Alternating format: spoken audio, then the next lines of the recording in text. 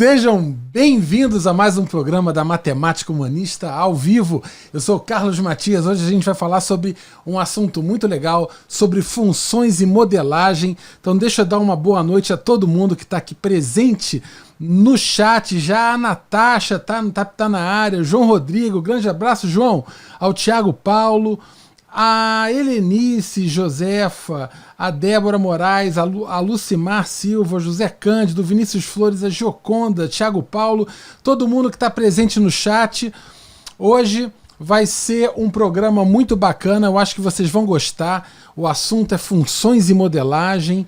É um assunto que tinha sido muito solicitado por vários colegas tanto no Facebook como em outras lives aqui da Matemática Humanista. O pessoal sempre pedia: poxa, Matias, dá para você falar um pouco sobre funções e modelagem? E eu achei a sugestão super bacana e estamos aqui para falar sobre o assunto.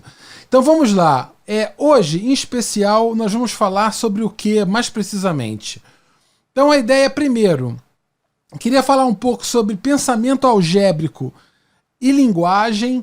Isso é algo importante. Na verdade, quando a gente fala de funções, a gente está falando de quase que uma das últimas etapas de desenvolvimento do pensamento algébrico na educação básica. Então eu queria falar um pouco sobre isso, falar um pouco da linguagem matemática, também que está permeando toda essa questão do pensamento algébrico, falar um pouco sobre as diferenças entre incógnitas, variáveis e parâmetros, falar um pouco sobre como as funções, de modo geral, são vistas na escola e como elas são vistas na universidade, que seria, entre aspas, o sentido moderno. Eu queria falar um pouco sobre tipos de função, injetora, sobrejetora, bijetora, mas principalmente para quê? Né? Por que alguém quis dar nome a funções com essas características, né? Porque eu resolvi chamar uma função de injetora, porque eu resolvi chamar de sobrejetora ou de bijetora, né? Quais são as vantagens, quais são os interesses, né? Por detrás dessas denominações. Falar um pouco sobre a questão da modelagem. A gente, infelizmente, na educação básica, a gente confunde um pouco modelagem com uma certa falsificação de contextos. Eu vou falar um pouco sobre isso. Até uma palavra um pouco forte, mas é verdade, né? Realmente assim, falsificação de contextos mesmo. Então eu queria falar um pouco sobre isso e diferenciar isso da modelagem em si. Falar um pouco sobre modelos matemáticos, sobre estratégias interessantes para você construir um modelo, para você tentar mapear relações entre variáveis de interesse dentro do seu problema. Então eu queria falar um pouco sobre isso, e em especial os modelos polinomiais e o modelo exponencial. É isso. Esse é o tema do nosso programa de hoje. Deixa eu baixar um pouco aqui o meu banco, eu tô um pouco, agora está melhor. Espero que vocês gostem, tá certo? Deixa eu falar uma coisa para vocês aqui, antes de mais nada, queridos. Lá fora, aqui no Rio de Janeiro, está relampejando horrores. Então, se por um acaso tudo apagar aí, é porque faltou luz, aconteceu alguma coisa aqui. Então, caso ocorra qualquer problema de ordem técnica, fiquem tranquilos que depois eu vou postar o vídeo na íntegra no YouTube. Tá certo? A partir desse programa, a gente vai fazer o programa da Matemática Humanista ao vivo só no YouTube. Tá? Eu estava fazendo no YouTube e no Facebook, mas agora eu estou optando por fazer apenas no YouTube. Tá certo? É um pouco mais sustentável para o projeto. Tá certo? Então, é isso. Boa noite a todos que chegaram. Chegou agora o João Carlos, chegou. O André Vicente, a Débora está falando que lá em São Pedro da Aldeia já está ventando muito, né? A Gioconda também, a Júlia chegou, a Natasha, show de bola, todos presentes. Então espero que vocês gostem do programa, comecem a fazer perguntas, mesmo que vocês que eu não tenha falado ainda a respeito de alguma coisa, já podem já começar a fazer perguntas, porque eu vou parar para poder responder as perguntas de vocês ao longo do programa, tá certo? Então já pode ir mandando brasa. Então vamos lá, vamos começar falando um pouco do pensamento algébrico e da linguagem. O primeiro grande momento, quando a gente fala em pensamento algébrico, ele tem início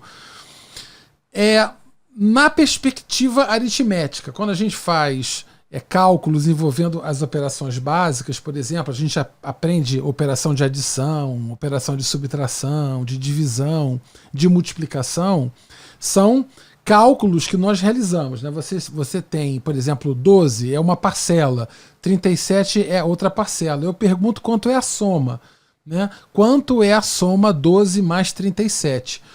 Então, esse tipo de perspectiva é uma perspectiva aritmética, ou seja, você vai lidar diretamente com a operação em si. Agora, em um segundo momento, o foco deixa de estar sobre o cálculo do resultado de uma operação. E você tira o foco do resultado e você começa, na verdade, a olhar para as partes.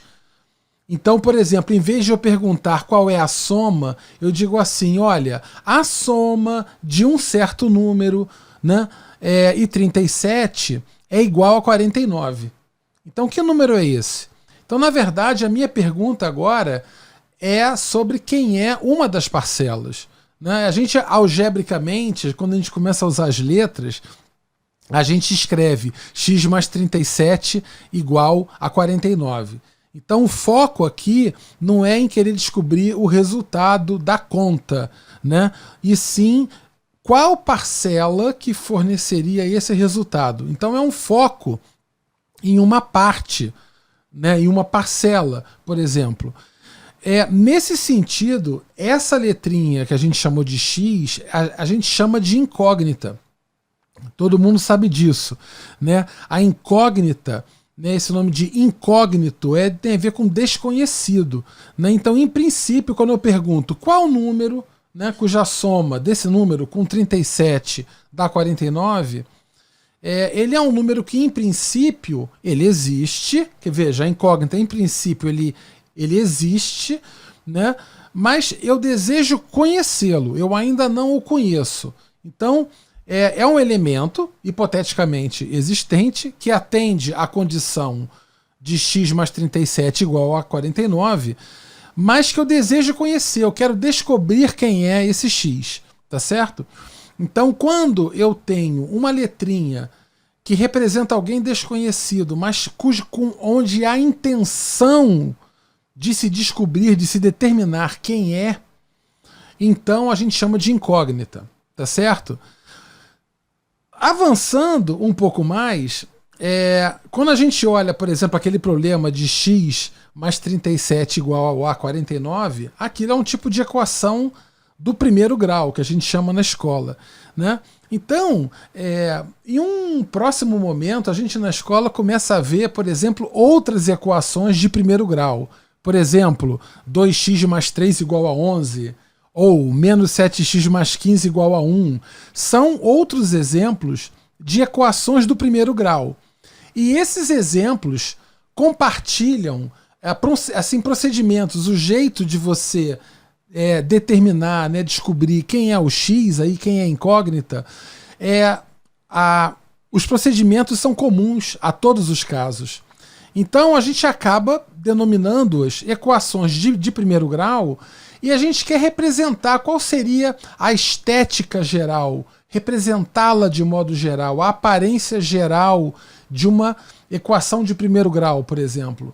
Então eu escreveria assim, olha, equações de primeiro grau, por exemplo, são aquelas que podem ser escritas na forma geral ax mais b igual a 0.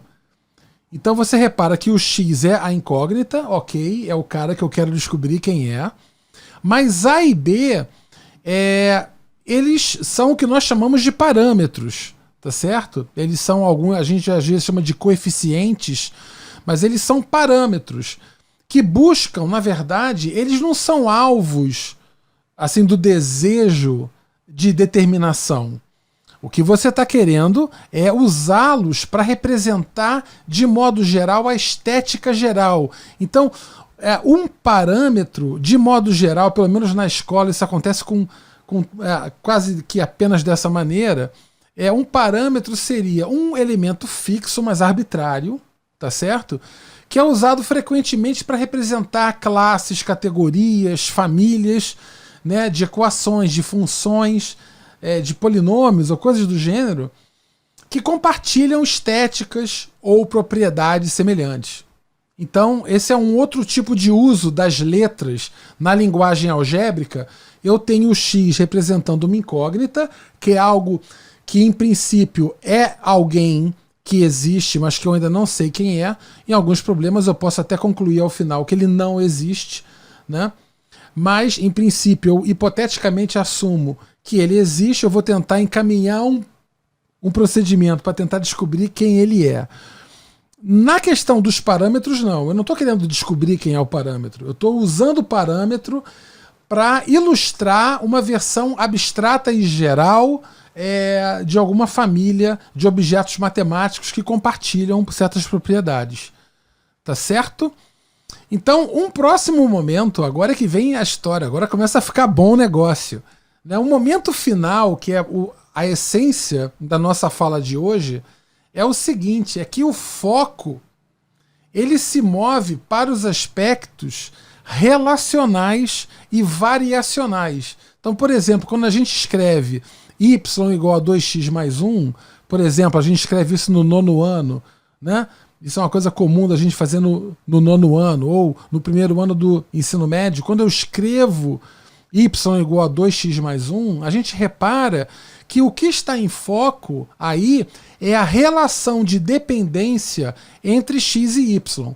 Né? Eu escolho uma dessas variáveis que a gente chama para ser uma variável livre e a outra para ser aquela que depende dessa variável livre. Então, reparem que não há um desejo de se determinar x ou y. Y igual a 2x mais 1 é uma relação, é quase como um filme e não uma foto, como é o caso de uma equação de 1º grau, tá certo? X e y, como eu disse, são chamados de variáveis. Então veja, variáveis são elementos indefinidos, né? Assim que podem representar elementos quaisquer de um conjunto, de um domínio, tá? Mas eles não são, as variáveis não são em si alvos do desejo de determinação. Você não está querendo determinar quem é o x ou quem é o y. Você tem uma relação. Né? No momento em que você fixa uma dessas variáveis, né, talvez a outra, se for o seu alvo calcular ou determinar, a outra irá se tornar uma incógnita. Tá certo? Então, eu só estou falando isso para a gente ter uma linguagem comum, porque muitos colegas, por vezes, chamam letras de incógnita. Sempre. As letrinhas são sempre incógnitas. E aí eu acho que a gente tem que ajustar um pouco. Isso não é bem assim. Incógnitas, então, são entidades desconhecidas, hipoteticamente existentes, mas que você deseja conhecer.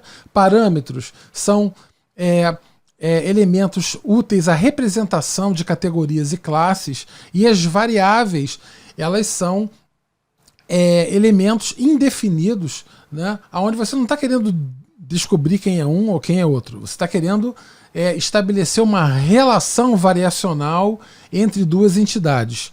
Tá certo? Tá claro, queridos? Vamos fazendo as perguntas, está quase na hora, já vai ter perguntas agora, eu acho. Então, por exemplo, ó, relações funcionais do tipo afim, quando a gente fala, né, uma função do tipo afim, e eu falo assim, y igual a x mais b, né, o y é uma função afim de x, por exemplo, nessa situação, y igual a x mais b, x e y são variáveis, e o a e b são parâmetros, porque esse ax mais b, esse a e esse b estão para ilustrar y igual a 2x mais 3, y igual a x mais 1, y igual a menos 8x mais 2. Então é para ilustrar a generalidade. Então A e B estão em nível de parâmetros, enquanto x e y em nível de variável. Tá certo? Tá beleza? Isso aí ou não tá? Perguntas! Chegou a hora das perguntas.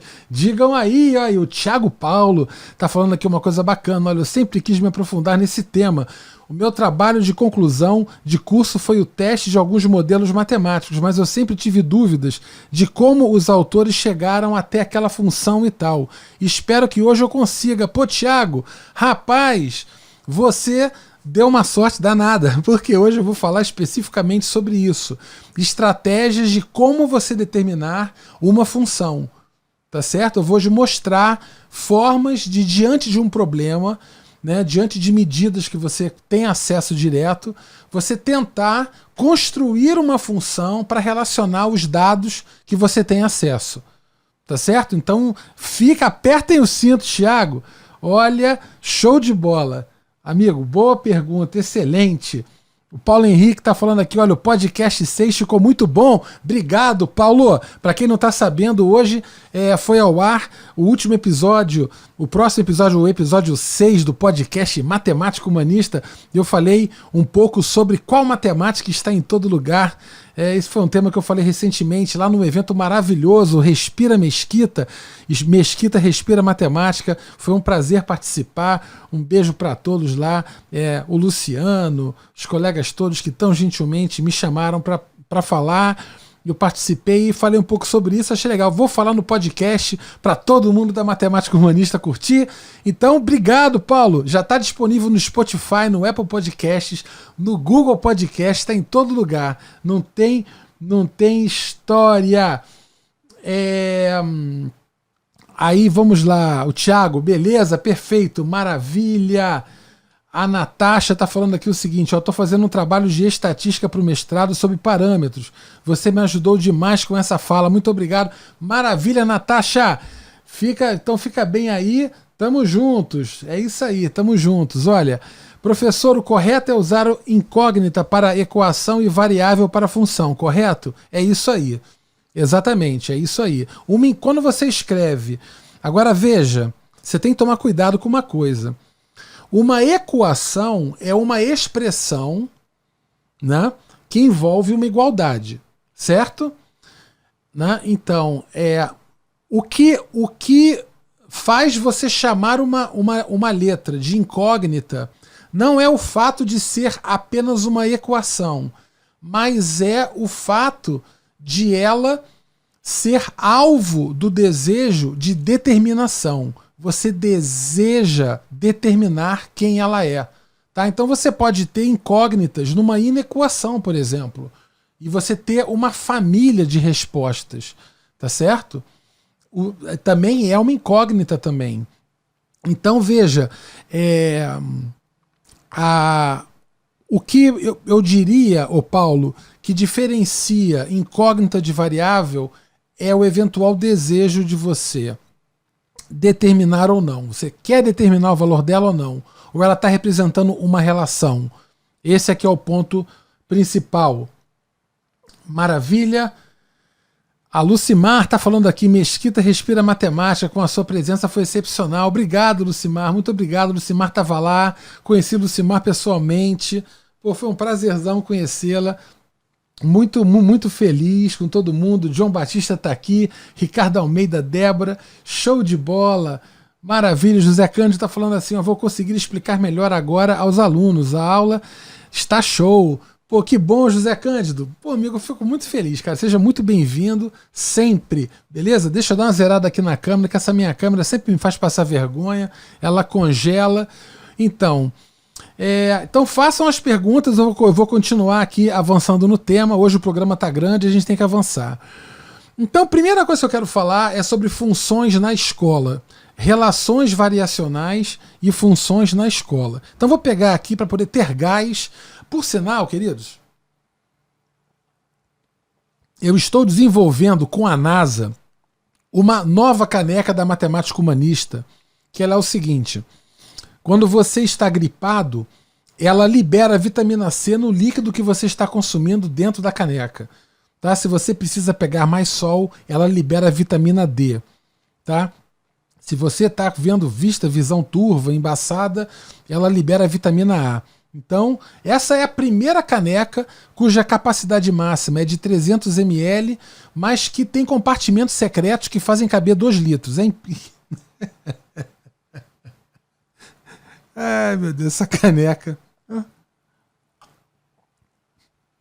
Então, vamos falar sobre as funções na escola, parar de falar besteira. João Rodrigo, você vai comprovar o poder dessa caneca, meu amigo. Vamos lá. Então, vamos lá. Na escola, função é um tipo de relação entre 2 variáveis numéricas. Na escola, as variáveis são sempre numéricas.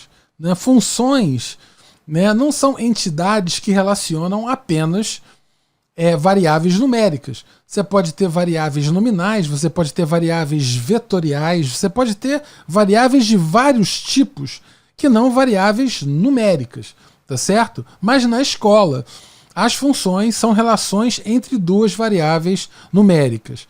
A ênfase na escola é muito em cima da representação algébrica da função. Então, por exemplo, a gente fala assim na escola: f de x é igual a x ao quadrado. Que função é essa? Né? E aí, na verdade, f de x igual a x ao quadrado é apenas a definição algébrica dessa função. Mas na escola a gente não se atém muito a isso. A gente costuma a se referir à função apenas pela sua definição algébrica. O que não é uma coisa, no sentido mais moderno, digamos assim, eu não vou dizer correto, mas não é o mais adequado de se fazer. Na verdade, eu vou falar a seguir que uma função é uma lei que associa elementos de 2 conjuntos. Então, uma função ela não é determinada apenas pela sua representação algébrica, mas também pelos 2 conjuntos que por ela são relacionados. Tá? Eu vou falar isso já já, mas na escola isso não entra em pauta. A gente fala sobre representações algébricas e sobre o gráfico. Então é muito comum falar assim: como é que é o gráfico de f de x igual a x2? Aí todo mundo, uma parábola. Como é que é o gráfico de f de x igual a 3x mais 5? Uma reta. Então, esse tipo de vai e vem entre representação algébrica e representação gráfica é o que acontece na escola de modo geral. A ênfase mais analítica, quando eu digo analítica, é a parte de domínio, de validade, né, da definição algébrica, ou o domínio de definição, ou contradomínio, ou conjunto imagem, essas coisas. Isso era muito trabalhado até a década de 90, eu diria, um pouquinho, início da década de 90. Mas depois parou. Isso saiu... de um modo geral, não tem tanta força, tanta presença hoje na nossa educação básica. Tá? Talvez no ensino médio um pouquinho, mas mesmo assim depende muito do lugar. No ensino fundamental, quando a gente começa a fazer aquelas relações, certamente não. O foco é só a definição algébrica. Algumas relações que não são funcionais, quando eventualmente são tratadas na escola, a gente apenas trata no sentido geométrico. Então, por exemplo, essa equação daí, olha, x ao quadrado mais y ao quadrado igual a 4, isso a gente fala na escola, no ensino médio, isso em algumas escolas, a gente fala que é uma circunferência. Eu não faço uma análise variacional disso. Então, eu queria chamar agora a atenção aqui acho que foi quem perguntou agora para mim aqui foi o Paulo Henrique. O Paulo Henrique fez essa pergunta aqui. Deixa eu trazer de novo a pergunta do Paulo. O Paulo falou assim: professor, o correto é usar incógnita para equação e variável para função, correto? Veja só que coisa aqui. O Paulo, essa equação que está aqui do meu lado, x ao quadrado mais y ao quadrado igual a 4, isso é uma equação. É uma equação do segundo grau em x e y. X e y aí são variáveis, tá certo? Elas estão relacionadas por meio dessa equação. Elas não são incógnitas. Você não está querendo descobrir o valor do x e do y. Então eu volto a falar para você isso. O que efetivamente torna uma letrinha uma incógnita, alvo dessa denominação, é o desejo de determinação. Quando há desejo de determinação, a gente chama de incógnita. Quando não é e há a presença de uma outra, e na realidade essa equação ela está estabelecendo uma relação entre duas variáveis x e y que, se percebidas como coordenadas, né, de pontos no plano cartesiano, definem um lugar geométrico que é uma circunferência com centro na origem e raio 2. Tá certo? Beleza? Maravilha? Então, perfeito, fiquem atentos aí no chat, estou ligado. E no sentido moderno, como é que as coisas são? No sentido moderno, como eu disse, entram em cena dois conjuntos que serão relacionados pela função. Então, função seria uma lei que associa cada elemento de um conjunto a um único elemento de um outro, a um único respectivo, eu digo. Tá? Então, normalmente, a gente representa a função de A em B. A seria o meu domínio de definição da função f e B é o contradomínio, tá certo?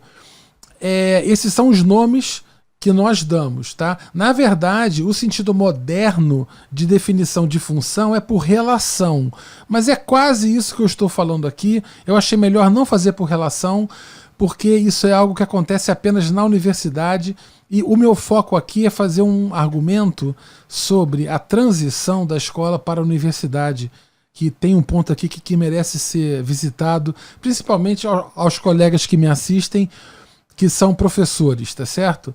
Então, por exemplo, esse tipo de representação por diagrama, a gente chama de diagrama de Venn. Então você vê, você tem um conjunto A, tem 3 elementos. Cada elemento do conjunto A é associado a um único elemento do conjunto B. Tá? Não tem problema, né, de haver elementos em B que não são, digamos assim, imagens de elemento algum de A. Não há problema em, digamos assim, sobrar elementos em B. Eu vou dar um exemplo bastante simples e intuitivo que eu acho que vocês vão gostar bastante. Esse exemplo é o seguinte, olha só que coisa. O preço é uma função definida no supermercado e assumindo valores em números racionais. Olha que loucura, tá certo? Então o preço é uma função definida no supermercado e que assume valores em Q. Eu entendo aqui supermercado como sendo um conjunto cujos elementos são os produtos que estão à venda, tá certo? E o preço dos produtos são números racionais, 3,50, 9,10. Aqui do lado tem alguns produtos aqui que eu destaquei. Uma fatia de queijo, uma garrafa de água mineral de 40 litros, porque para custar 5,20, meu Deus do céu.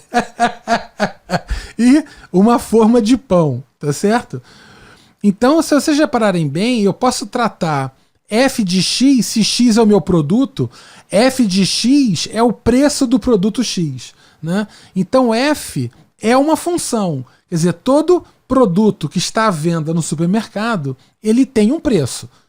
Todo produto tem um preço, e tem um preço só. Não há como um produto ter 2 preços. Se acontecer de haver duas etiquetas de preço em um mesmo produto, vale a menor por lei. Então, por lei, tá certo? Nós estamos livres, tá certo? Então, no caso, eu tenho... Veja que não há problema algum, né, da água mineral e a forma de pão terem o mesmo preço. Né? E não há problema, por exemplo, menos 2,20, menos 2,2 é um número racional, negativo. Mas isso não é preço de ninguém. Imagina, eu compro um creme de barbear ou uma garrafa de água mineral, aí chego na caixa para pagar, ela, bem-vindo ao supermercado Super Super. Você quer levar essa água mineral? Pode levar. E você ainda vai ganhar R$ 2,20. Isso seria o menos 2,20. Quer dizer, você não paga, você recebe, tá certo? Então, não há problema de dois produtos no supermercado terem o mesmo preço. E não há problema de algum número racional não ser preço de ninguém. Por exemplo, 1 trilhão de reais. Nenhum produto no supermercado custa 1 trilhão de reais, tá certo? Então não há problema, tá? Uma coisa que eu quero chamar a atenção é a seguinte: funções. Olha só, queridos, agora são 8h31. Prestem atenção, porque isso é uma coisa bem importante que eu vou falar, muito mesmo. Eu não sei se vocês já repararam, mas durante todo o tempo que a gente trabalha com matemática, principalmente na universidade, a gente, na maior parte do tempo, quase totalidade, a gente está trabalhando com conjuntos ou com funções. Grosso modo, quando você não está trabalhando com um, está trabalhando com o outro.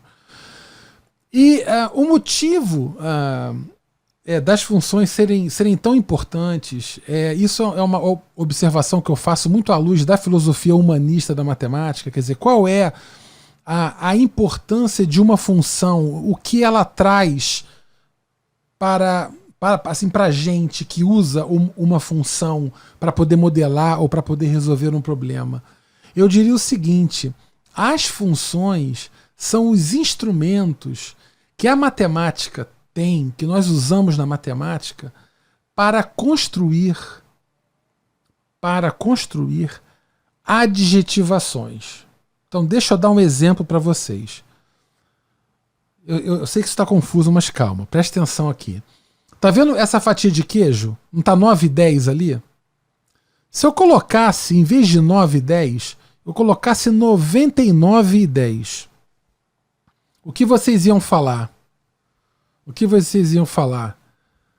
99,10. Digam aí no chat. Helenice está achando legal. Vinícius Flores, que sacada legal. O João Rodrigo está fazendo algumas perguntas. Já vou te responder, João. Mas digam aí para mim. Se uma fatiazinha de queijo custasse 99,10, vocês iam dizer o que desse queijo? Vocês iam dizer que ele é caro.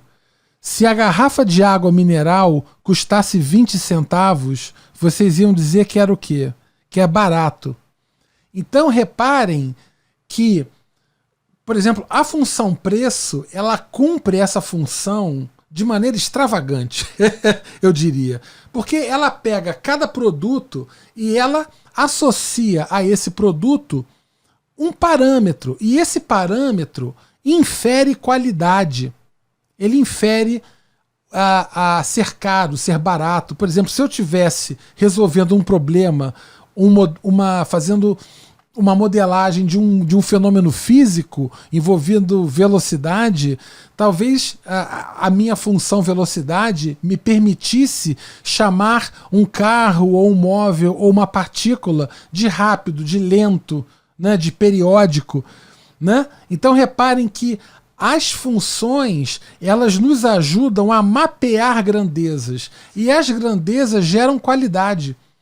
Então, na matemática, os instrumentos que você acaba usando em algum momento para atribuir qualidade aos seus objetos matemáticos, né, em geral, por meio de funções.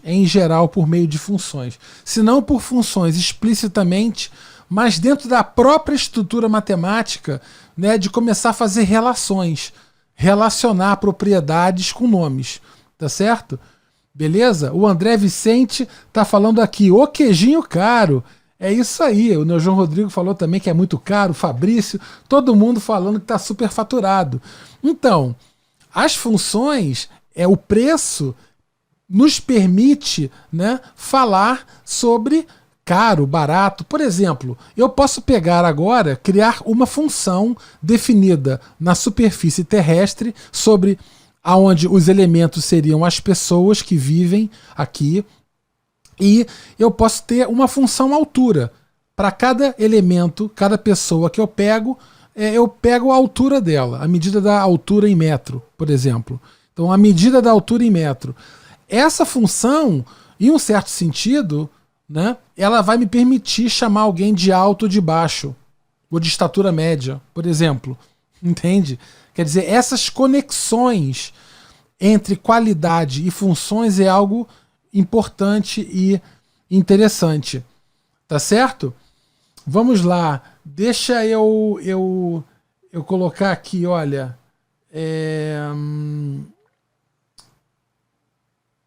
O João Rodrigo está fazendo aqui uma colocação. Deixa eu responder aqui, João. Professor, o senhor comentou que na década de 90 tinha mais ênfase em domínio, contra domínio e imagem. Isso se deve à teoria dos conjuntos através de diagrama de Venn que perdeu força nos anos 2000. Certamente, na verdade, o João, isso chegou... essa conjuntivite que a gente chama brincando, né?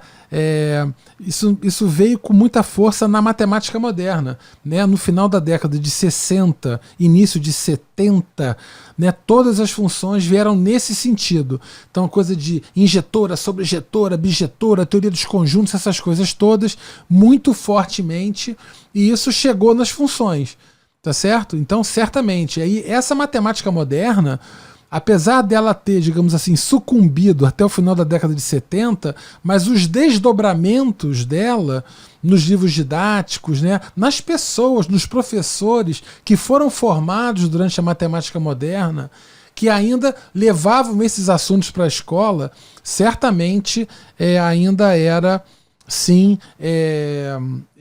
falavam sobre isso, sobre essa influência que você está falando muito bem. Perfeito, perfeito, perfeito.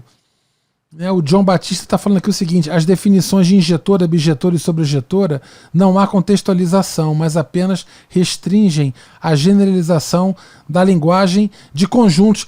John, vou falar agora sobre isso. Fica ligado agora que chegou aqui a história, acho que vocês vão gostar. Olha só, John. Tipos de funções: injetora, sobrejetora e bijetora. Para quê? Então eu quero falar um pouco sobre isso aí com vocês. Vamos lá. Primeira coisa, uma função injetora, a definição formal é: elementos diferentes no domínio possuem necessariamente imagens diferentes no contradomínio. É isso. Isso é uma função injetora. Elementos diferentes do domínio são associados a elementos diferentes do contradomínio. Sempre. Então, eu vou manter a minha metáfora, o meu exemplo do preço, tá? Então, a função injetora, né, seria uma função, por exemplo, em que dois produtos diferentes do supermercado teriam sempre preços diferentes. Então, por exemplo, naquele exemplo que eu dei há pouco, onde uma garrafa de água e uma forma de pão custavam a mesma coisa, eram produtos diferentes com o mesmo preço. Então, naquela função preço, né, representada naquele diagrama, ela não era injetora, tá certo?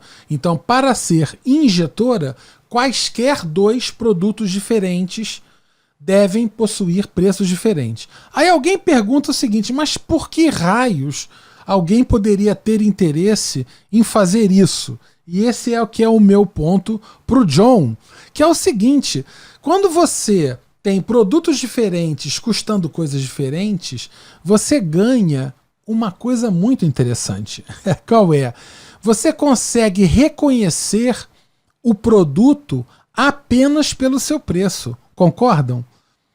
Por exemplo, vamos lá, olha só, isso aí é o jump of the cat, é o pulo do gato. Hoje eu tô com a gota. Jump of the cat. Essa foi ótima, olha só. Vamos lá.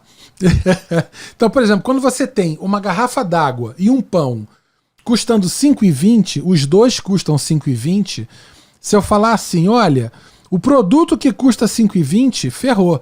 Eu não vou saber qual produto é, se é a água ou a forma de pão. Agora, se eu estiver em um supermercado que adota esse tipo de função preço, aonde dois produtos diferentes sempre têm preços diferentes, então se alguém custar R$ 5,20, é um cara só. Então, olhando, se eu fizer uma compra, por exemplo, uma compra. Digamos que eu tenha feito uma compra nesse mercado. E aí, por algum defeito, a impressora não imprimiu o produto, mas só o preço que eu paguei por eles. Se eu for ao supermercado com essa conta, será possível resgatar qual produto foi comprado, porque com 5,20 há apenas um produto. Então, a ideia de uma função ser injetora, o interesse é na questão do resgate, no reconhecimento do cara do domínio que tem aquela característica. Sacou? Isso daí é a grande história, né, do motivo, é a questão do reconhecimento, né, de um elemento do domínio pela sua imagem, queridos. Beleza? A função sobrejetora, ela é um pouco parecido, mas se na verdade o que você faz é se livrar dos preços que não são de produtos de tipo algum, entende? Por exemplo, um trilhão. Um trilhão, nada custa 1 trilhão. Então eu jogo fora, eu tiro ele fora do meu contradomínio. E eu só deixo no meu contradomínio aqueles números que são preço de alguém. Né? Então, uma função sobrejetora é aquela que tem o seu contradomínio o mais enxutinho possível, só com o que interessa. Então veja, se eu tiver uma função bijetora, que é uma função injetora e sobrejetora ao mesmo tempo, o que eu vou estar conseguindo com essas duas qualidades ao mesmo tempo é o seguinte: é como se o conjunto de preços fosse uma cópia do supermercado, uma cópia numérica. Não sei se vocês entendem. É como se fosse possível uma identificação do supermercado com os preços dos produtos. É uma correspondência bionívoca, né? Você tem o supermercado, um lugar cheio de produtos. E você tem a lista de preços, uma lista cheia de números. E você consegue identificar um conjunto com o outro.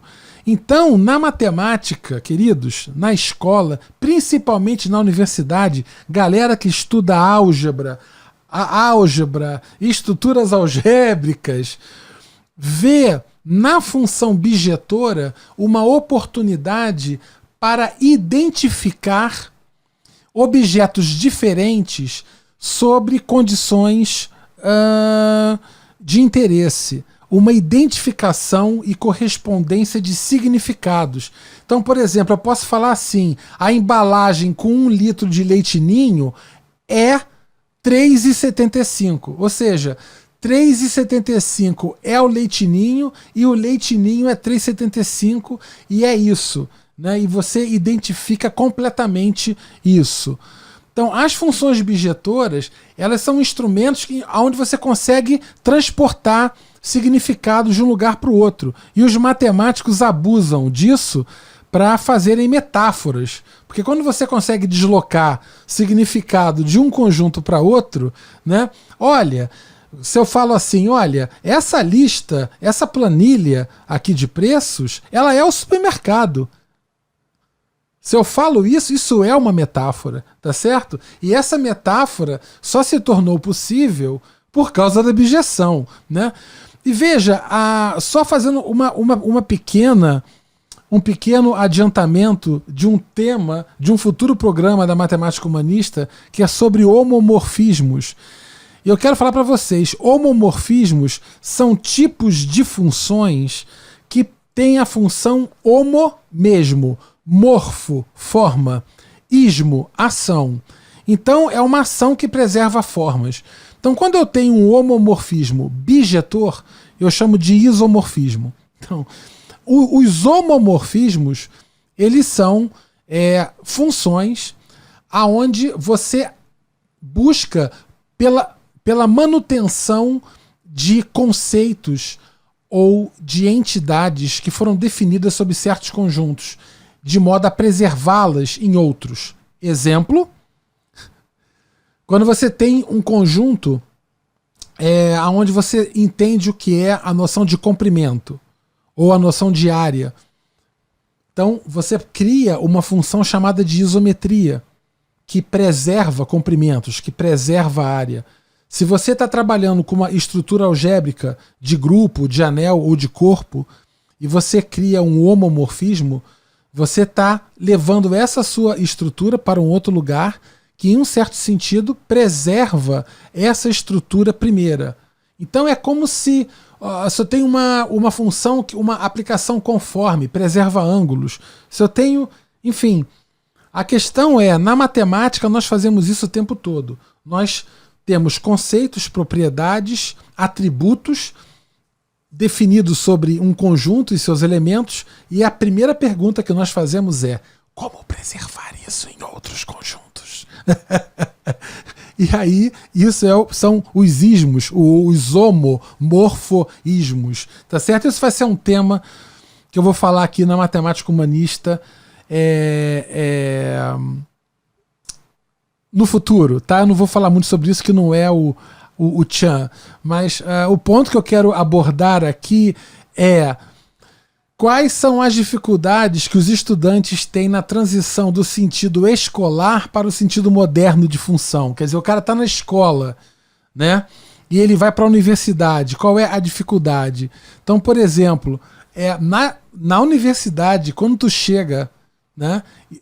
Tipo, vai fazer matemática básica e tudo mais, o pré-cálculo, essas coisas na universidade, a primeira coisa que se dá com veemência é o divórcio litigioso entre função e sua representação algébrica. Quer dizer, fica claro que a representação algébrica de uma função é apenas parte dela.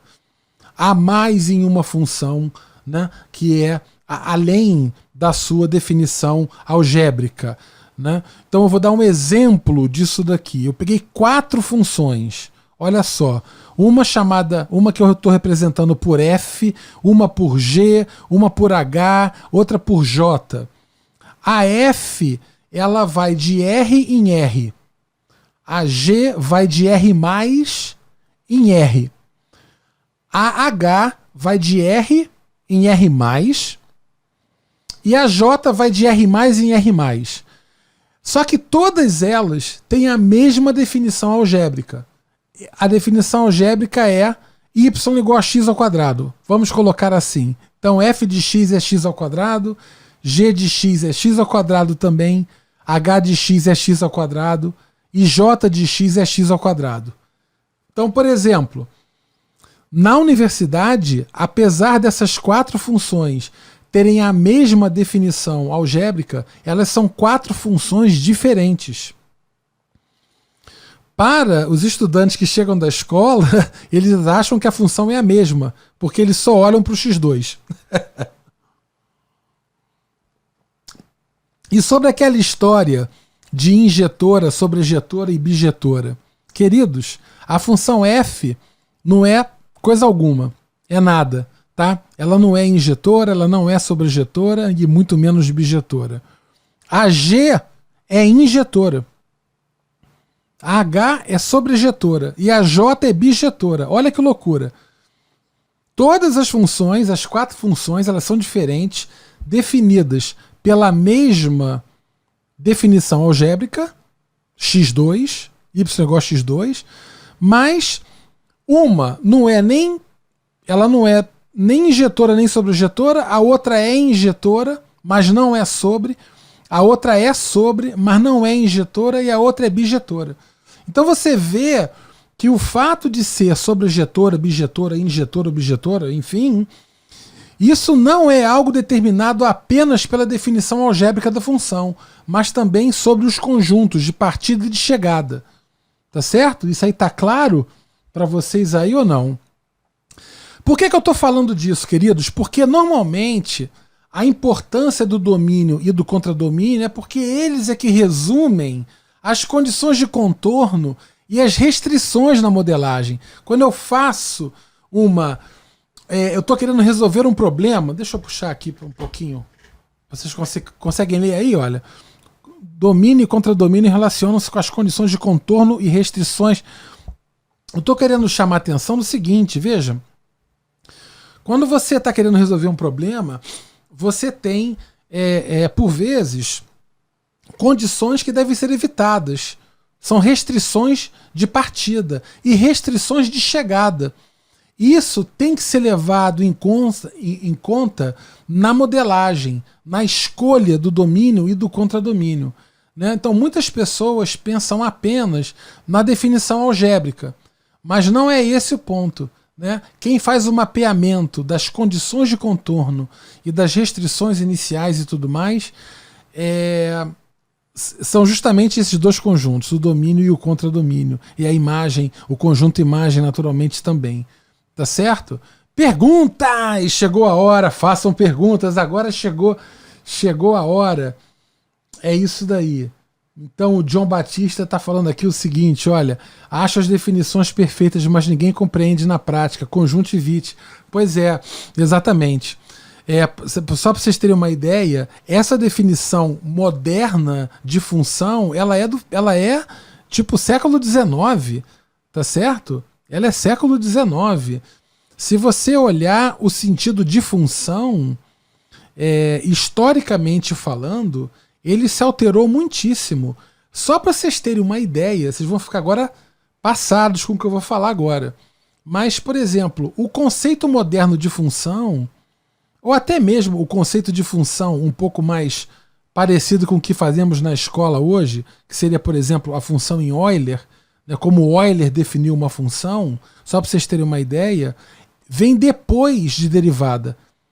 O conceito de derivada é anterior ao conceito de função. Isso gera muito estranhamento, porque o pessoal fala, mas como assim? Como que derivada é anterior ao conceito de função? Eu não derivo uma função? Não, na verdade você derivava, quando você falava em derivada pela primeira vez, você derivava uma relação entre variáveis, tá certo? Não era uma função. Isso foi uma revisão muito posterior. Isso é uma coisa interessante. O Thiago Paulo está falando aqui o seguinte, essa perspectiva de enxergar os tipos de funções abre um leque de possibilidades de criar muitos modelos. É aquela história. Eu acho uma coisa que me irrita muitíssimo é que muitas vezes a gente dá nome aos bois, né, na matemática, mas a gente não deixa claro por que eu preciso de um boi em casa. Tá certo?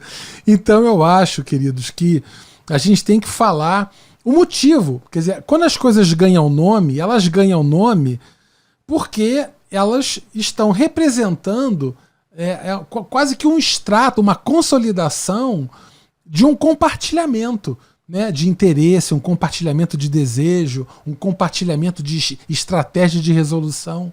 E aí, como todo mundo compartilha isso, ganha um nome. Né? Dar um nome é reconhecer algo compartilhado. Tá certo? Então isso aí é uma coisa que realmente bastante importante. Maravilha? O Fabrício está falando aqui o seguinte, ó, muito bom trabalhar com adjetivação.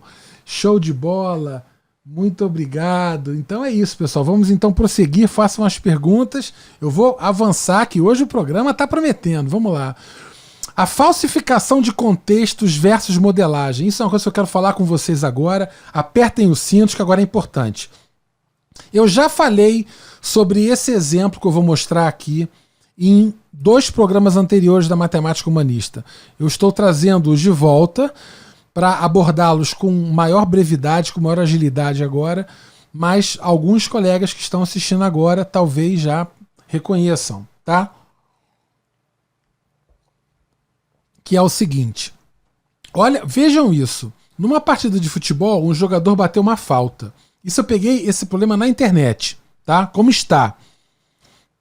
A trajetória da bola pode ser descrita pelo gráfico da função f, definida, né, no intervalo fechado 0,3, assumindo valores em R+, definida algebricamente por f de x igual a menos 2x ao quadrado mais 6x, sendo f de x a altura atingida pela bola e x o seu deslocamento horizontal. Nesse caso, a medida máxima da altura atingida pela bola em metros é... Então, vamos tentar entender bem. O sujeito me dá uma função cujo gráfico é a trajetória da bola. E ele pergunta a altura a medida da altura máxima atingida pela bola.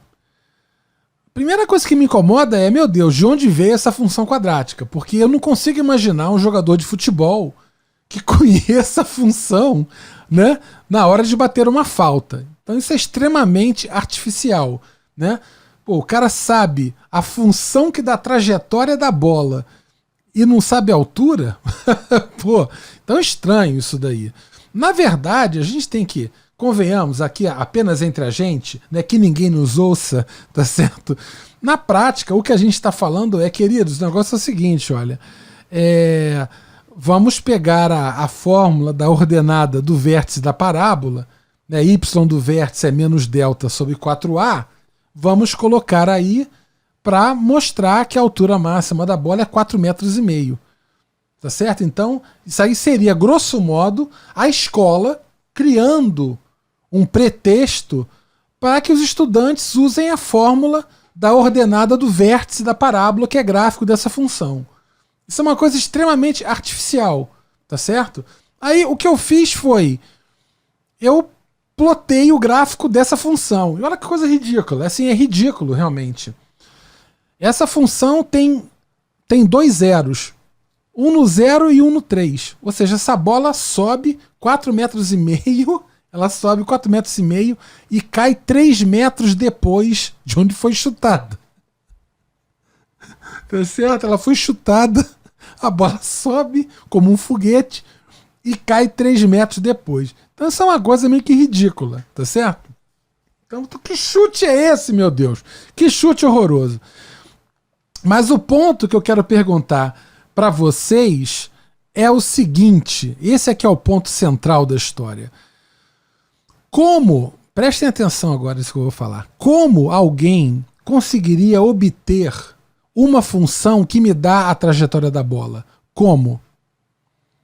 Bom, uma função, se nós entendemos que a trajetória é uma parábola, é aquele negócio, tem resistência do ar, não é bem uma parábola não. A trajetória pode não ser plana, você pode ter uma bola fazendo assim, pode estar ventando, mas não importa. Dentro do nosso modelo, nós vamos assumir que a bola descreve uma parábola. Então a gente tem que entender isso. O ato de modelagem, ele é um ato que deve estar disposto a ter perdas. É uma relação de custo e benefício.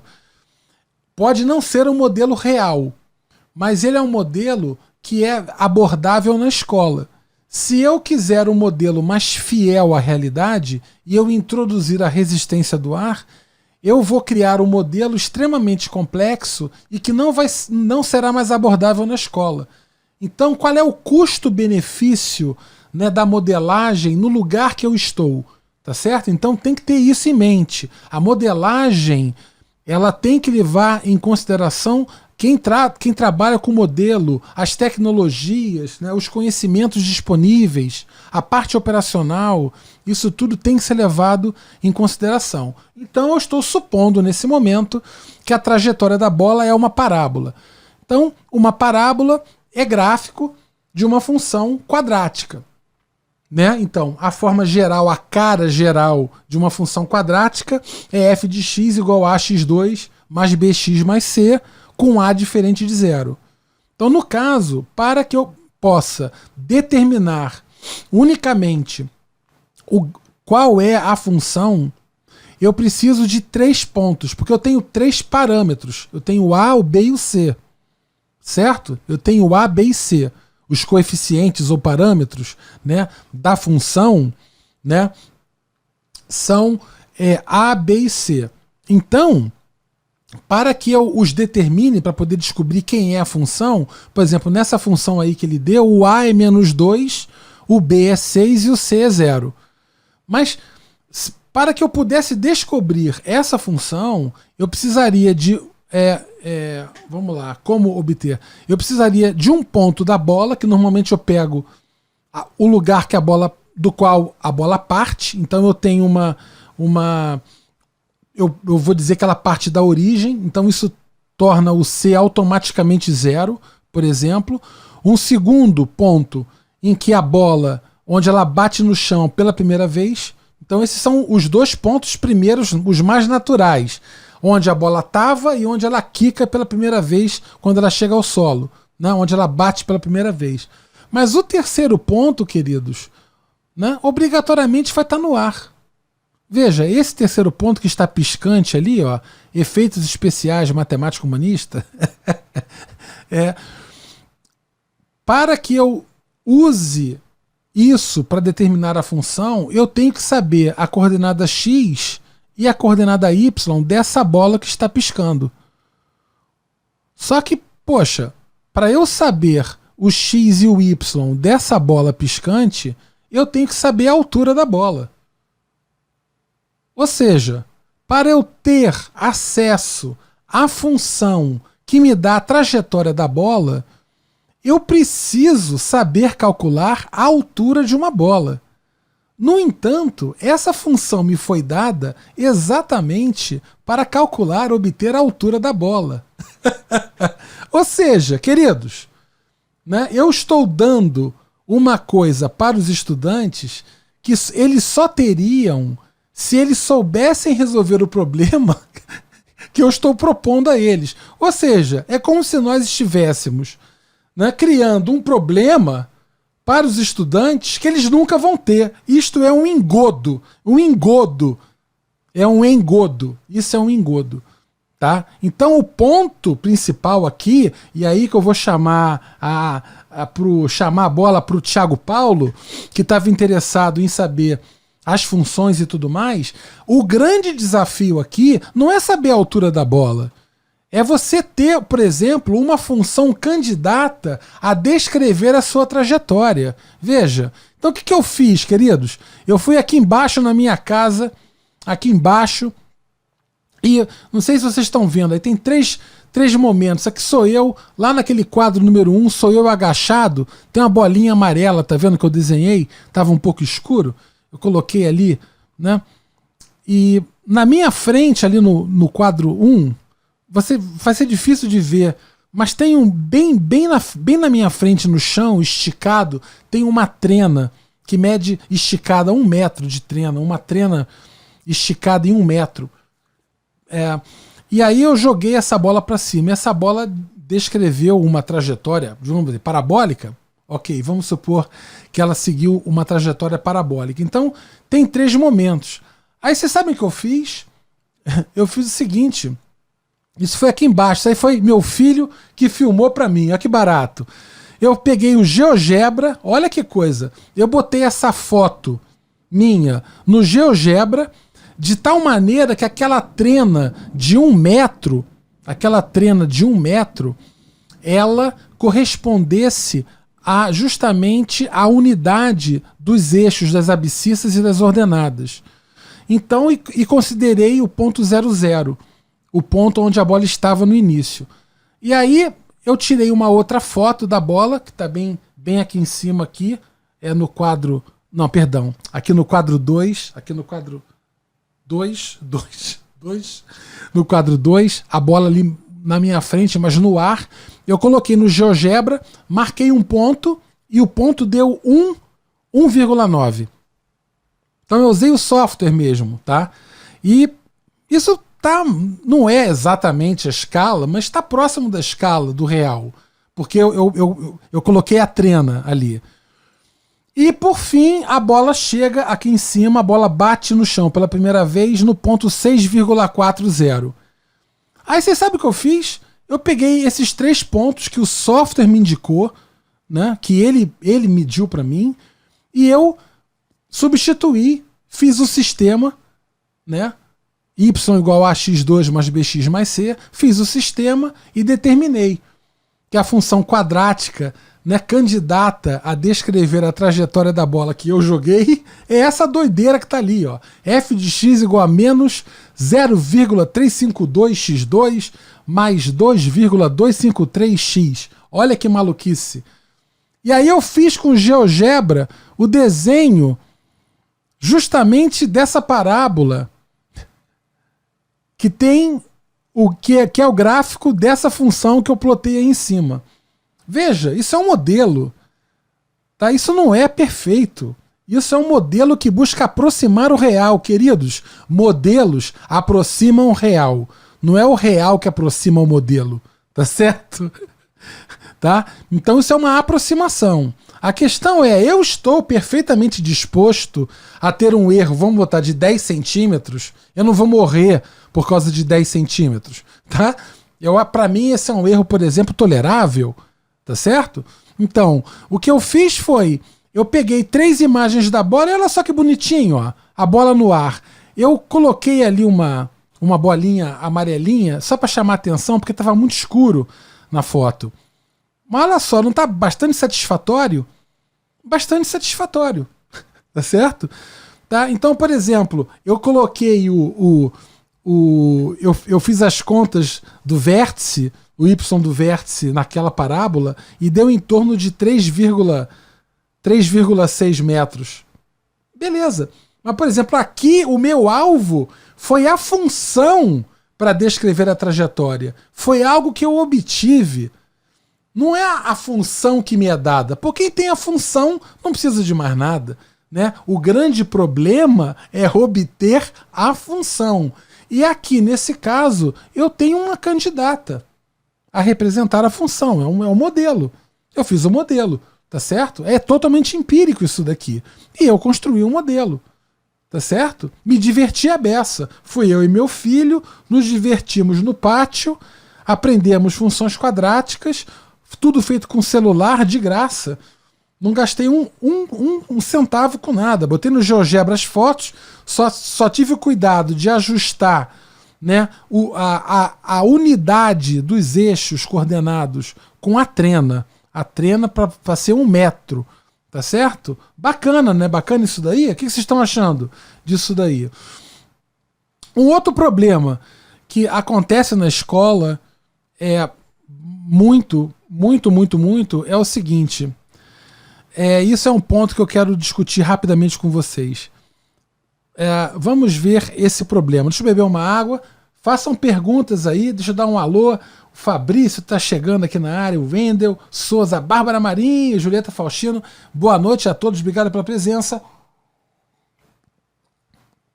Então, deixa eu ler esse problema aí para vocês. Olha, João possui um terreno quadrado cujos lados medem 500 metros. Olha que loucura. Um terreno quadrado.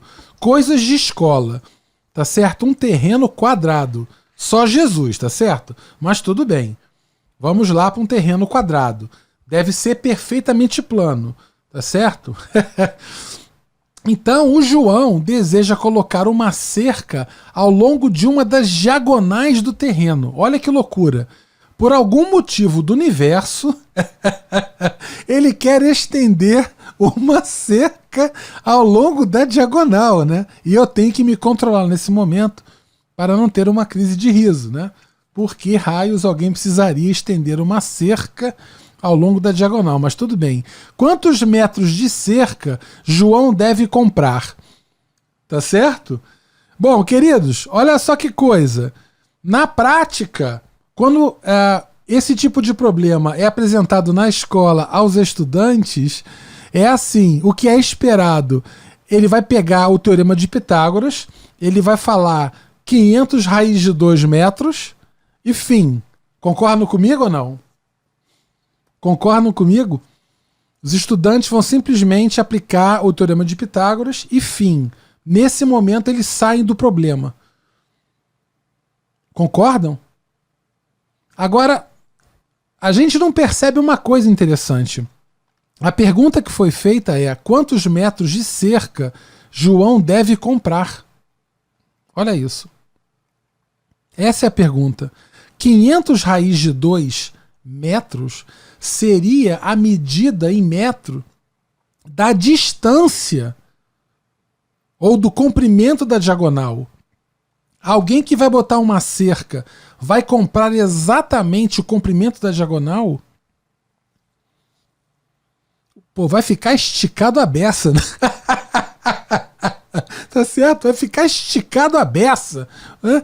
Então o sujeito não pode se dar ao luxo de perder material. Talvez fosse interessante ele comprar um pouco mais. Quanto? Ele é bom de botar cercas? Ele é craque de botar cercas? Ou ele é como o Matias? O Matias não tem experiência em botar cercas. né?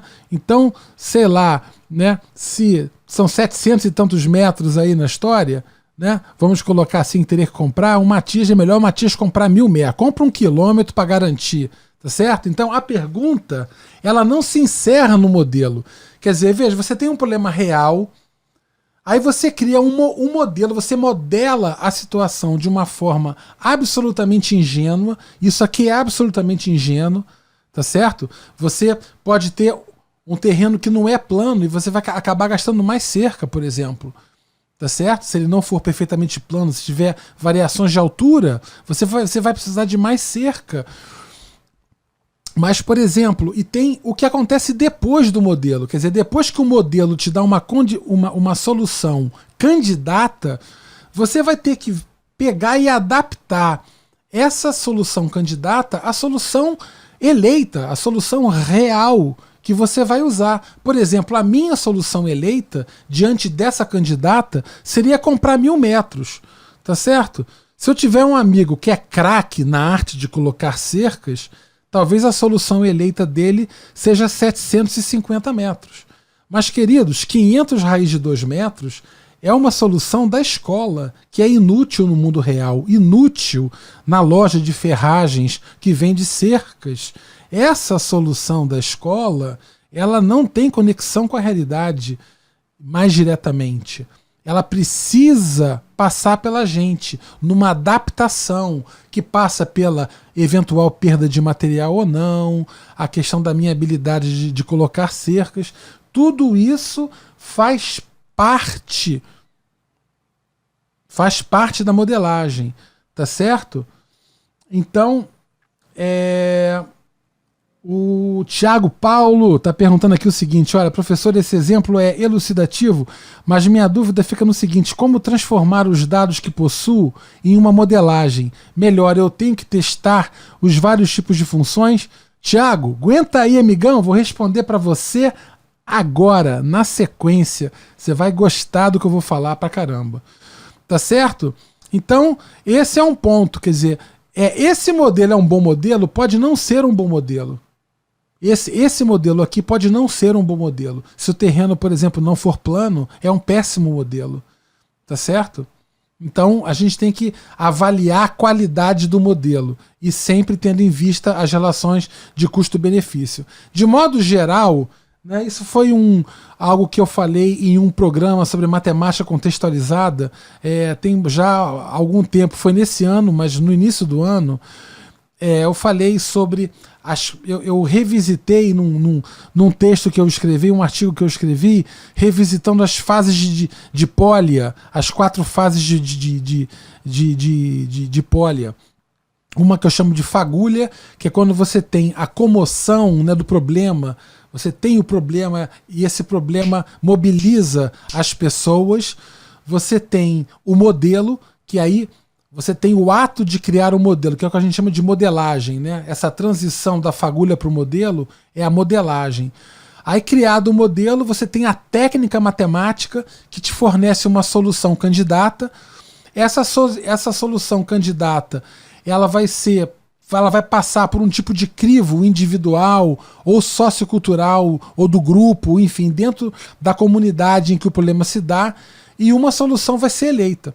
Né? E, eventualmente, durante esse processo todo, né, você entende melhor o problema e pode gerar uma nova fagulha e revisitar o problema de outras maneiras, fazer modelos mais sofisticados, e você fica rodando até um ponto em que você encontra uma certa estabilidade histórica, né, aonde o que você obtém é suficiente. Mas, de repente, um belo dia, aquilo deixa de ser suficiente e aí o círculo, essa roleta, começa a girar novamente. Perguntas! Vamos lá, perguntas. A Bárbara Marinho está falando que adora o GeoGebra. Ela adora o GeoGebra. Olha, ô Bárbara, eu vou te falar um negócio. Eu gosto do GeoGebra, entendeu? Mas eu gosto muito do bom uso do GeoGebra. Eu andei já vendo um pessoal usando o GeoGebra ou propondo usos do GeoGebra que é uma caretice terrível. É uma coisa horrorosa. Tá? Transforma o GeoGebra em cinema. tá certo?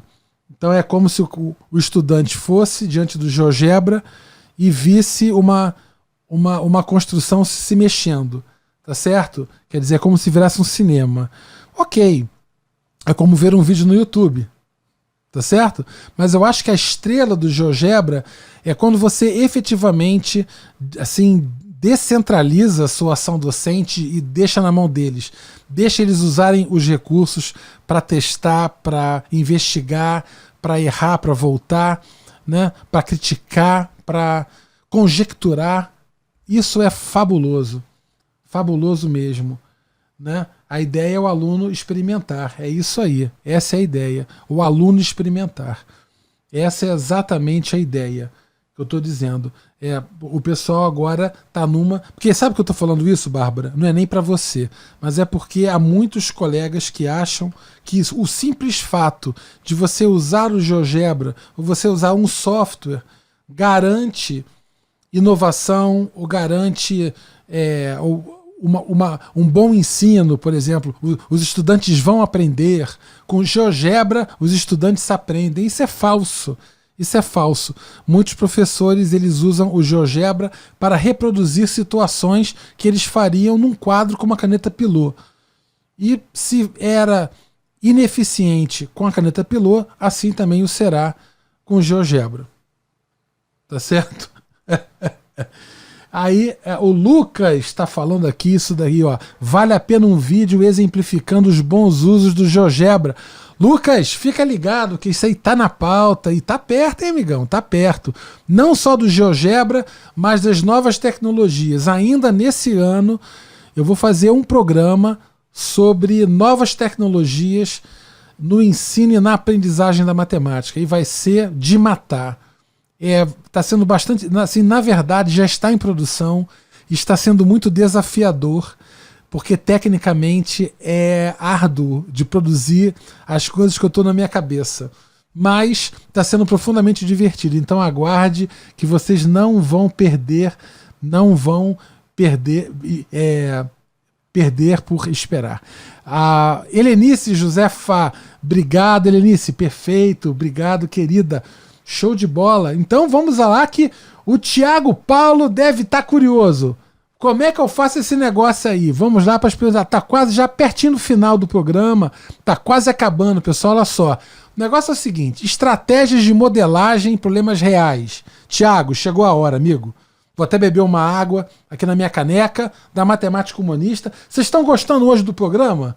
Digam aí, queridos. Pessoal do chat, Helenice, o Lucas, a Bárbara, o Thiago Paulo, o Paulo Henrique, John Batista, Julieta Faustino, o Wendel, o Fabrício. Todo mundo tá gostando? Tá curtindo hoje o programa ou não? Como é que tá? Para quem não conhece o podcast Matemática Humanista, saiu hoje um novo episódio, né?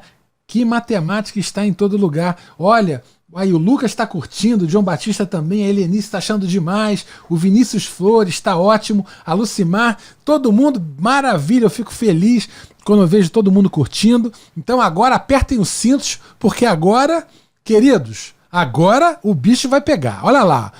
Primeira estratégia de modelagem e problemas reais.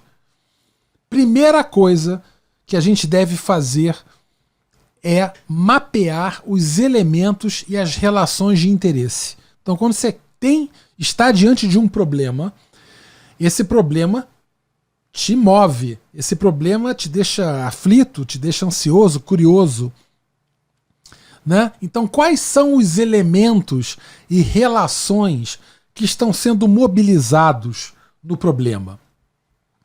Mapeie. Quando eu digo mapear, é escrever. É a altura, é o tempo, é a velocidade do carro, é a distância, é o preço no supermercado, é a taxa de juros, enfim. Quais são os elementos e as relações que estão entranhadas dentro do seu problema? Mapeie, escreva num papel todos os elementos. Esses elementos e relações são os candidatos a serem as variáveis, a serem funções, a serem incógnitas dentro do seu problema, tá certo? Mapeie também as condições de contorno e as restrições. Há situações que não são admissíveis. Considere isso no seu domínio de definição, ou no contradomínio, onde a sua função assume os seus valores, né? Se algo precisar, assim, tiver de ser tirado, esteja atento nesse mapeamento de relações entre domínio e contradomínio. Esteja atento a isso. Então mapeie os elementos, mapeie as relações, mas à luz das condições de contorno e das restrições do problema. Isso é fundamental. Por exemplo, no caso do lançamento da bola, por exemplo, né, nós estávamos pelo menos supondo, sabíamos, entre aspas, que a trajetória era parabólica. Na verdade não é parabólica porque tem resistência do ar. Mas, independentemente disso, dentro do meu modelo eu estou assumindo isso. Então isso era algo... se eu estou assumindo que a trajetória é parabólica, eu já peguei uma função quadrática.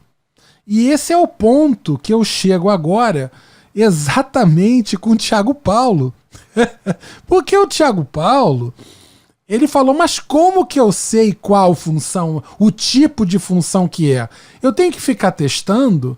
Então, essa pergunta que eu faço agora, aqui do meu ladinho, é a seguinte: diante de um problema em que não se sabe o tipo de função que, hipoteticamente, aproxima bem uma relação observada entre os seus elementos, observada empiricamente mesmo, como proceder?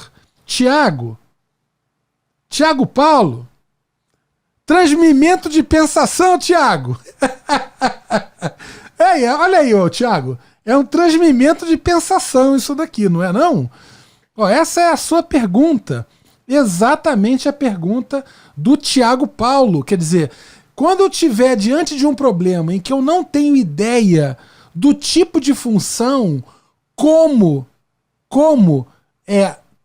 dispor de um modelo, como sacar uma função do bolso, né, capaz de modelar aquilo, uma candidata a ser uma função do modelo. E esse que é o grande ponto que eu vou tratar agora. Então apertem os cintos aí. E a estratégia que eu proponho é a análise variacional.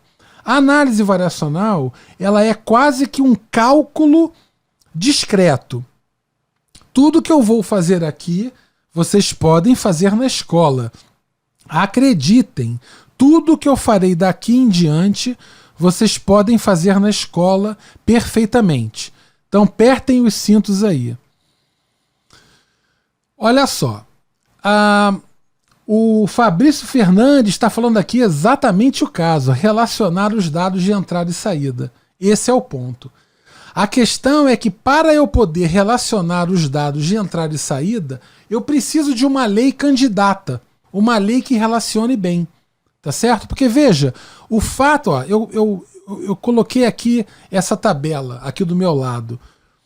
Uma tabela X do lado, uma variável X lá do lado esquerdo e uma variável Y do lado direito, e o Y é 3x mais 5. Então eu já coloquei a tabela aí. Vocês concordam que há outras funções que relacionam os dados dessa tabela? Eu espero que vocês concordem com isso. Quer dizer, y igual a 3x mais 5 é apenas uma forma de se relacionar essas duas colunas. Você tem uma infinidade de funções que relacionam a coluna x com a exata coluna y. Tá certo? Mas o que eu estou buscando não é uma lei única. É uma lei capaz de relacionar esses dados. Então, no caso aqui, eu já estou dando uma lei. Prestem atenção aí, prestem atenção. A lei que eu peguei foi y igual a 3x mais 5. Então, olha só o que eu quero que vocês façam. Venham comigo agora. Olha, de 1 para 2, o que aconteceu? aumentou 1, certo? De 8 para 11, aumentou quanto? 3. De 2 para 3, aumentou 1. De 11 para 14, aumentou quanto? 3. De 3 para 4, aumentou 1. De 14 para 17, aumentou 3. 4 para 5, aumentou 1. 17 para 20, aumentou 3. Então vocês reparem que eu estou variando de 1 em 1 na coluna do X e as minhas variações correspondentes são de 3 em 3. Então o Fabrício está percebendo o seguinte: uma PA foi levada em outra PA. Exatamente. Perfeito. E reparem que a razão da PA, queridos, está relacionado de alguma maneira com aquele coeficientezinho que a gente chama de coeficiente angular da reta. O A é 3, ó. Y é igual a 3x mais 5. Então a razão da PA está naquele 3 ali. Agora, isso porque eu fui de 1 em 1. Eu vou pegar agora uma outra, só para vocês entenderem agora o ponto. Vamos lá. Eu peguei outra função afim. Só que agora eu peguei y igual a menos 2x mais 3. Tiago, tá comigo, Tiago? Diga aí no chat se você tá comigo. Olha só. Mesma coisa. X, 1, 2, 3, 4, 5. E agora eu vou usando essa fórmula, y igual a menos 2x mais 3. Eu vou calcular os valores de y. Então, por exemplo, do 1 para o 2, mesma coisa, mais 1. E do 1 para o menos 1, o que aconteceu? Diminuiu 2. Então eu aumento 1, diminui 2. Aumenta 1, diminui 2. Aumenta 1, diminui 2. Então você vê que eu estou variando, aumentando uma unidade em x e a variação correspondente em y é menos 2.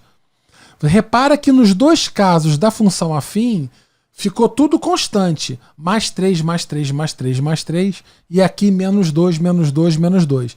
E repara novamente que esse menos 2 tem a ver com o coeficiente angular daquele y igual a menos 2x mais 3. Tranquilo? Paulo, Thiago, olha só, olha só. Vou pegar mais uma. Mais uma. Só que agora, a brincadeira que eu fiz foi a seguinte. Em vez de eu pegar no x indo de 1 em 1, olha o que eu fiz aí, Thiago. De 1 para 3 aumentou 2. Eu estou aumentando 2 agora no x. E no y? De 3 para 11 aumentou quanto? 8. De 3 para 5 aumenta 2. De 11 para 19 aumenta 8. 2, 8, 2, 8. E olha só a história. E aí, se você reparar qual é a proporção na história, quando você promove uma variação em x, a variação correspondente em y é o quádruplo, porque o coeficiente angular é 4. Então, na verdade, olha que loucura, o coeficiente angular da função afim, ali da definição algébrica, é justamente a constante de proporcionalidade entre as variações de x e y. Tá certo?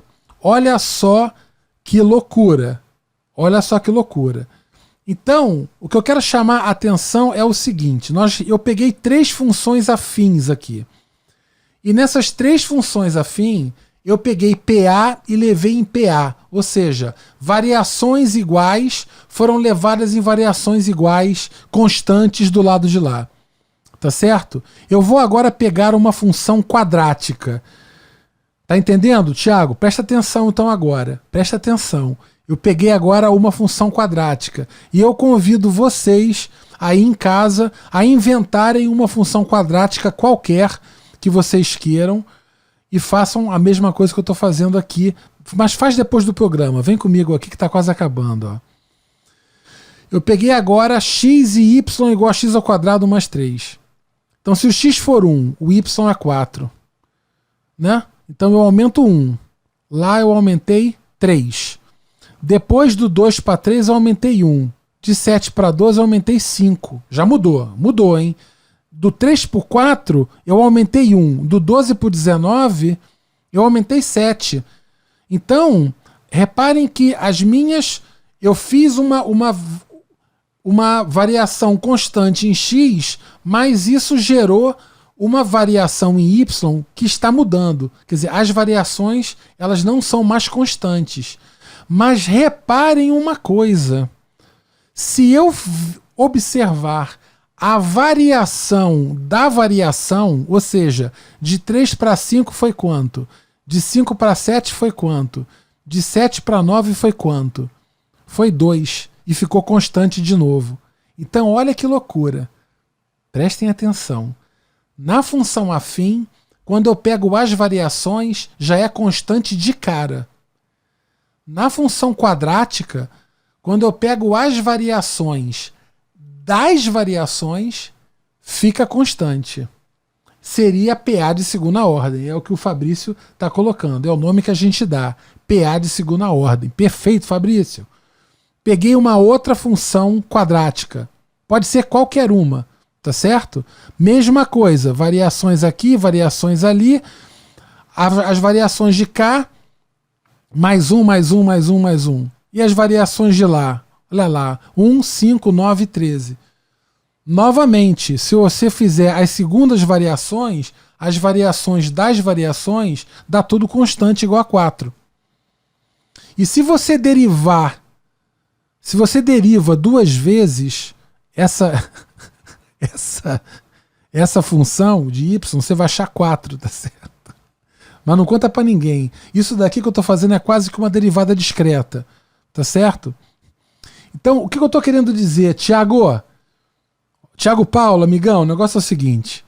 O que eu tô querendo dizer é que quando você estiver em uma situação... Porque, veja, essas tabelinhas que eu tô relacionando são dados, Tiago, que você tem acesso direto. Você, diante da situação, você consegue tabelar os dados pelas medidas que você faz, pelas coisas que você conta. Você consegue obter isso. A questão é qual função relaciona esses dados. Não é uma só, há infinitas. Mas há estratégias para você tentar obter alguma, né? E essa é uma. Quando a variação for constante, a função é afim.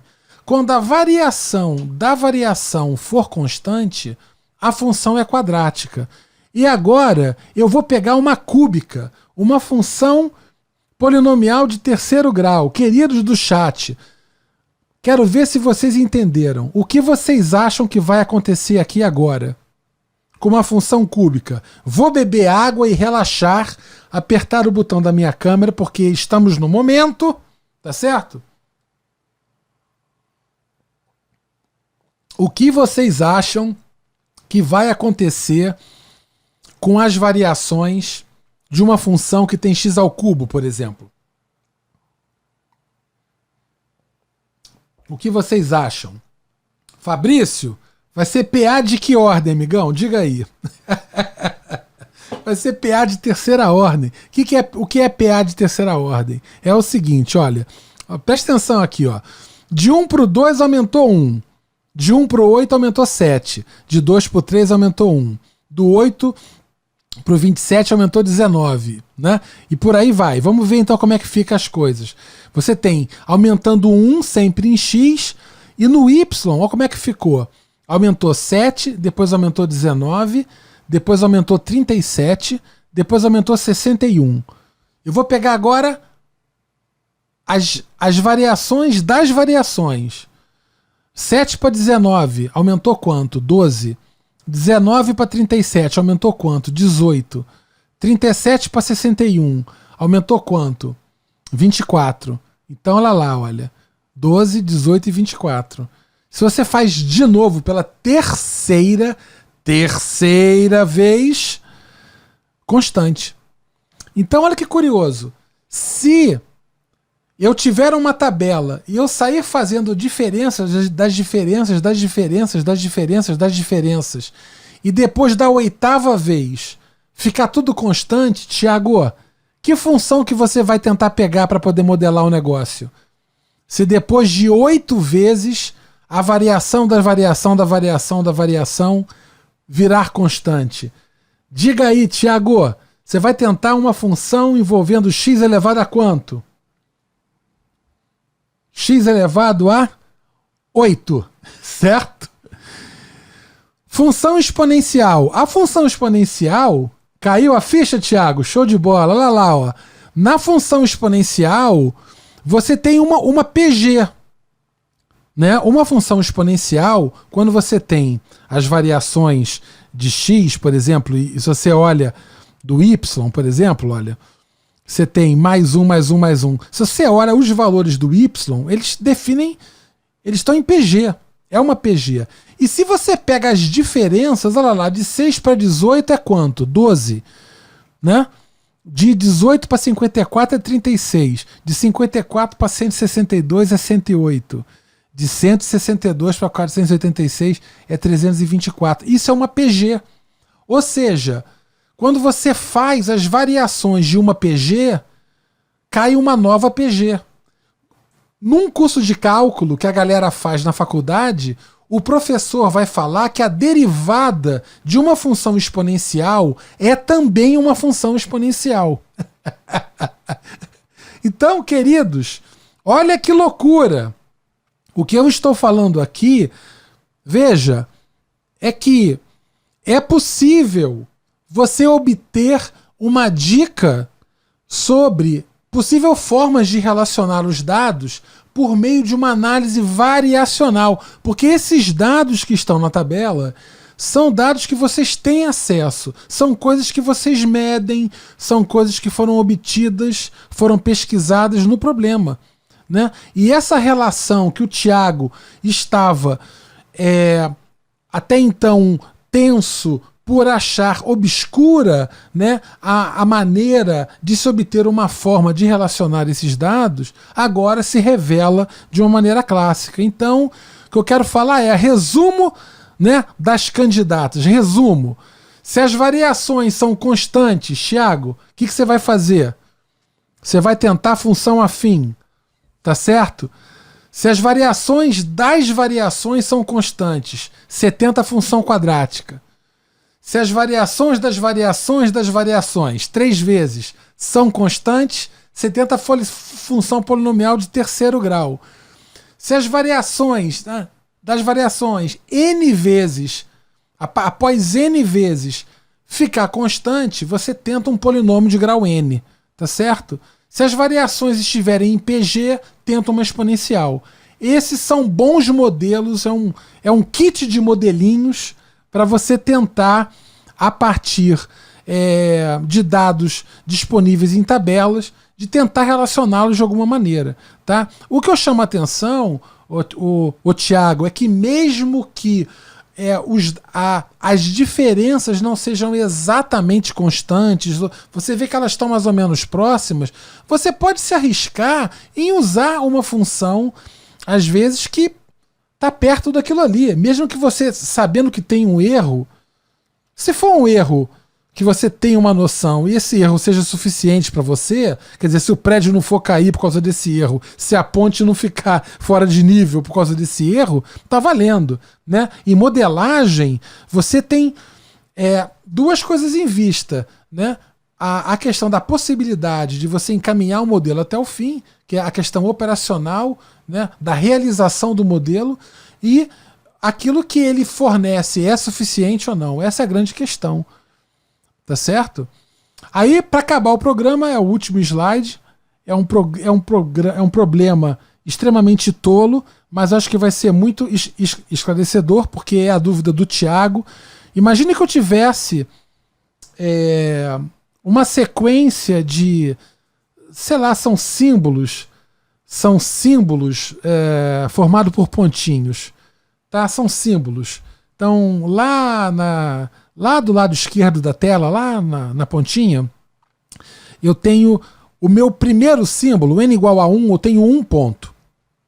O segundo símbolo, n igual a 2, eu tenho 5 pontos. No terceiro símbolo, n igual a 3, eu tenho 5, 11... Eu tenho 5 mais 11, 13 pontos. e no 4 eu tenho tantos pontos. E aí eu pergunto o seguinte, se eu pegar o símbolo com n igual a 100, eu seguir esse modelo de construção aí, se eu seguir esse modelo de construção, quantos pontinhos haverá no kit com n igual a 100? Olha só que loucura.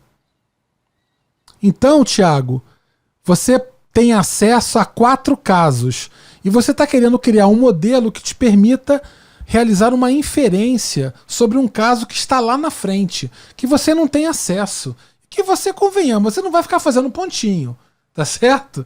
Então como é que a gente faz? Eu tabelei esses pontos aqui, olha, da seguinte maneira, olha, o kit 1, eu vou aqui voltar, o símbolo 1 tem 1 ponto, o símbolo 2 tem 5 pontos, e assim por diante. Então tá aqui nessa tabela, ó, o n igual a 1, f de n é o número de pontos, tá bom?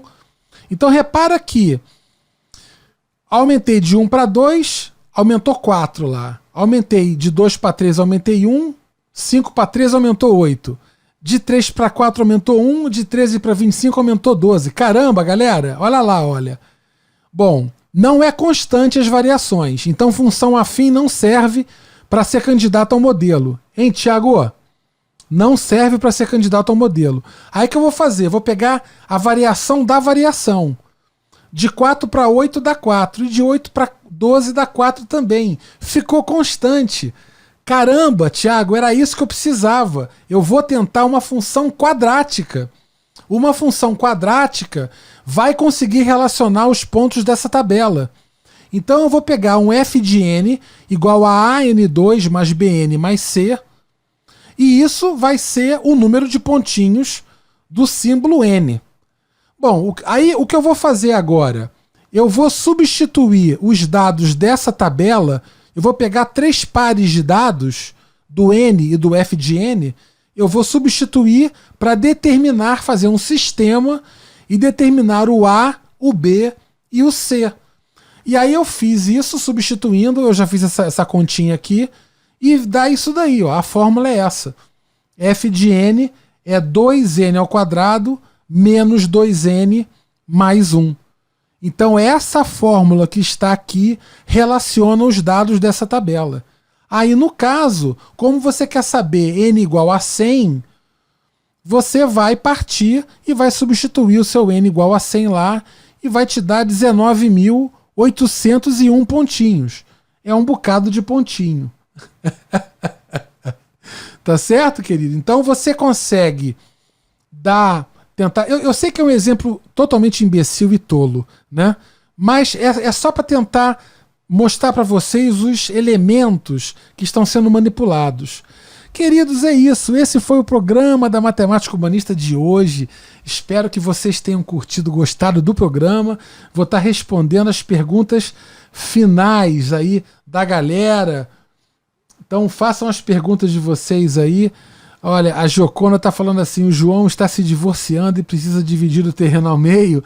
É isso aí, Joconda, logo ao longo da diagonal, tá certo? É por aí mesmo, é por aí mesmo. Isso aí tá acontecendo com muita gente. Né? O Thiago tá falando aqui, caiu a ficha, perfeito, professor, show de bola, que bacana, que bacana, que bacana. O Thiago tá falando assim, o meu modelo foi exatamente isso, eu fiz uma estimativa para um horizonte de 50 anos. Maravilha, Thiago. Então, rapaz, é isso daí. Olha, o Lucas de Oliveira, vou até salvar esse vídeo. Lucas, se inscreve no canal, rapaz, deixa salvo no YouTube. Pessoal que está me assistindo aí, que não está inscrito no canal, por favor, se inscreve. É a maneira de vocês ajudarem o canal a crescer. Preciso que vocês se inscrevam no canal, aperta o like, gosta do canal, se inscreve no canal, ativa a notificação, porque agora os programas serão apenas aqui pelo YouTube. Tava um pouco oneroso, financeiramente mesmo, manter multi-streaming em várias plataformas. Eu considero voltar a fazer isso no futuro, ano que vem em particular, mas nesse ano não mais. Então eu vou só fazer aqui no YouTube. Então a galera que tiver ligado aí, se inscreve no canal. Quem não tiver inscrito, se inscreve, por favor. Que aula, João! Que bom que você gostou, amigão. Show de bola. Muito bom, professor. Que bom que você gostou, Paulo. Show de bola. A Lucimar tá falando aqui que a aula foi muito legal. Queridos, é um bate-papo, não é aula não. Não é aula não. Né? A Gioconda também tá falando que tá muito bom. Eu fico muito feliz, né? A Helenice, querida Helenice, muito obrigado. Vocês tenham gostado. O José Mesquita tá falando aqui também, legal. Parabéns pela didática, muito bom como sempre. Show de bola. Queridos, então é isso. Eu agradeço muito a vocês aí pela presença. Espero que vocês tenham gostado do programa de hoje. Na semana que vem, olha, o assunto promete. Não vou nem contar, mas é segredo ainda. Mas vou estar contando nessa semana agora. Vai ser uma super entrevista. Eu acho que vai ser bem legal. Se eu não conseguir entrevista nessa semana, certamente será na outra. Então, fiquem ligados e a gente se fala. Galera, um grande abraço, uma boa noite para todos, bom descanso. Tchau!